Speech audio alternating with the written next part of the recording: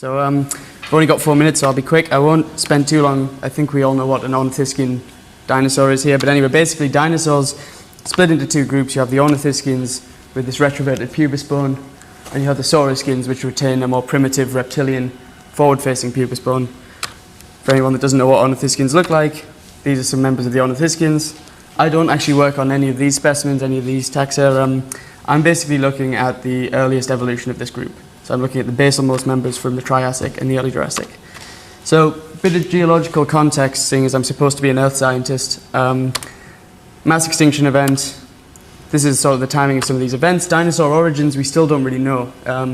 Still pretty sort of cloudy in that area. We've got footprint evidence, we've got skeletal evidence, but nothing conclusive. First definitive Ornithiscian appears at this point in the Carnian-Norian. So that's Paisanosaurus myrti from South America.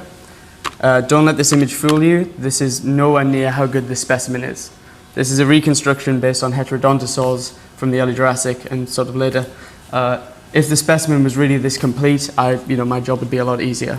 But yeah, we've got a bit of skull, we've got some imprint of where it laid in the mud, we've got a bit of the sort of hind limbs. We used to have the hand, but unfortunately some preparators dissolved it. So, genuinely, yeah. So, but what can we say about it? Well, key features, it's small, bipedal, herbivorous. Does it have that retroverted pubis? We don't know. Unfortunately, we've just got an imprint, and it's not conclusive. Does it have a beak-like sort of feeding sort of style? Again, we don't know, the skull's incomplete. I'm hoping to go look at this. It's in Argentina. No one's worked on it properly since the 80s, and it needs a good revision, but haven't done that yet.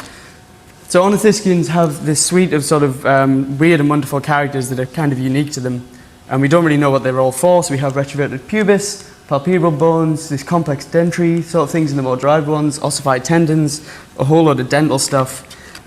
Yeah, blah, plenty of that. So I was originally meant to look at how these things evolved, but what it's kind of started out as, so here's a cladogram of Ornithischia as we know it, based on Butler's sort of matrix. This is pulled from Wikipedia, just because it's quite visually quite nice. So there are still some specimens. Paisanosaurus is badly known. Lesothosaurus is still, given its importance, not been worked on too much, not recently anyway. So that's what I started doing. So I basically came in to describe Lesothosaurus. The postcranial anatomy needs a good revision. Also from the same beds, from the same area, from the upper Elliot, we have Stormbergia, another Fabrasaur. So while I was looking at the Lesothosaurs, I also looked at Stormbergia. So Lesothosaurus diagnosticus, here it is. This is what it looks like disassembled. So the first thing I did was photograph the syntype material. So this is the syntype, it's in London. Took all the photographs, made some sketches. That's not my sketch, it's Paul Serino's, but I like to pretend I'm that good. I write sort of boring descriptive text that no one really cares about. Stormbergia dangersuki. This is what it looks like, a bit bigger. Probably should have put a scale bar on there. The scale bars are 20 millimeters here. These are some bits from Stormbergia, from the holotype. This is where they belong. So yeah, they're from South Africa. So this is in the Golden Gate National Park. This is the Clarence Formation. But that's not where this stuff is found. This stuff here, this red mudstone near where our trucks are parked, and this stuff on this side of the road, this is where we find both Lesothosaurus and Stormbergia. It's the Upper Elliot Formation, it's the very earliest Jurassic. So yeah, what have I found? Basically, Lesothosaurus, as it currently stands, has no autapomorphies. It's diagnosed on a series of combinations of characters. So, and it's also differentiated from Stormbergia on a certain difference in those combinations. So you could argue that they're sort of metataxa rather than definitive. But I have come to the conclusion that there are at least four, we think, definitive Lesothosaurus autapomorphies, 3 in the skull. One is an anterior fossa on the premaxilla. One is slot in the maxilla for the lacrimal where they articulate. As far as we know, it's not in anything else. The Sarangula has an indent horizontal sort of shelf on its dorsal margin. And then also we have postcranial, so this is the foot. These are metatarsals which are bunched together, long and thin. Every single specimen I've looked at has had no metatarsal 5. Like not just reduced, like completely gone. And we've got loads and loads of examples of this, fully preserved in the matrix, fully bunched. None of them have a metatarsal 5. So that's kind of unique to Lesothosaurus as well. Haven't seen that in anything else. So with that sort of stuff in mind, I looked at a couple of other things. This is NMQR 3076 in Bloemfontein. This scale bar here is 20 centimeters, not millimeters. So this is a big boy. This guy is huge for a Lesothosaur or Fabrasaur. It's up there with the Stormbergia sort of size. And this has, there's the foot bones. This is missing metatarsal 5. There's some skull material down here, and it has 2 of the 3 cranial autapomorphies that I've listed as well.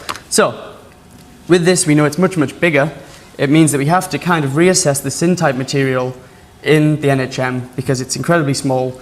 Could very well be a juvenile. These things are found in the same beds. They could be adults and juveniles of the same sort of species, which was sort of suggested by Fabian Knoll and Kevin Padian.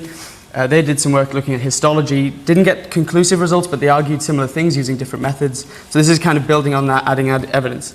What separates them is this obturator process. So here we have Stormbergia with this big obturator process sticking out of the ischium. This is a part of the pelvis. The Lesothosaurus holotype material doesn't really have one. But again, if it's a juvenile, this could just be a case of ontogeny. This feature comes and goes. It's actually even more complicated given that this used to have one attached, a piece of bone that was glued to it in the wrong place. We're not sure whether that's correct or not. I'll be very quick. Obturator process gets even more complicated because you have specimens like this. So you have clear obturator process on the right and no obturator process apparently on the left, well, a tab-shaped one here and more of a sort of swelling on this side. So there appears to be possibly in some of the medium-sized specimens a skeletal asymmetry, which isn't the first time it's been suggested. Some coelophysids have a similar sort of feature described by Martil. So it's complex, diagnostically not that helpful. What we're basically proposing then is that the Lesothosaurus and Stormbergia, as first suggested by Knoll, are junior subjective. Stormbergia is a junior subjective synonym of Lesothosaurus. They're actually the same thing. One is a juvenile, one is an adult. So we quickly did a phylogeny. We made a cladogram. Here we see Lesothosaurus. In the original one, you saw it came out as a Thyreophorine. Here it comes out in a polytomy with Thyreophorine Ornithiscia. Strict consensus. That's the majority trait, 50% majority, and we've got it recovered as a based on the Ornithiscian. I'm doing some work with implied weighting and some other analyses as well to try and see if we can really nail down where it belongs. But we've got a slightly better sense of where it belongs now, and yeah, we've got rid of one taxa, we think. So yeah, next step, very quickly, going to increase my data matrix. I'm going to add in lots of new things, some prosauropods, some theropods, some silosaurs, which are basically dinosaurs but not quite dinosaurs. And with the new character list, we're going to see if we can not, really get the sort of early evolution of Ornithiscians nailed down. So yeah, sorry about the speed at which I had to present that, but thank you very much. Thank you very much.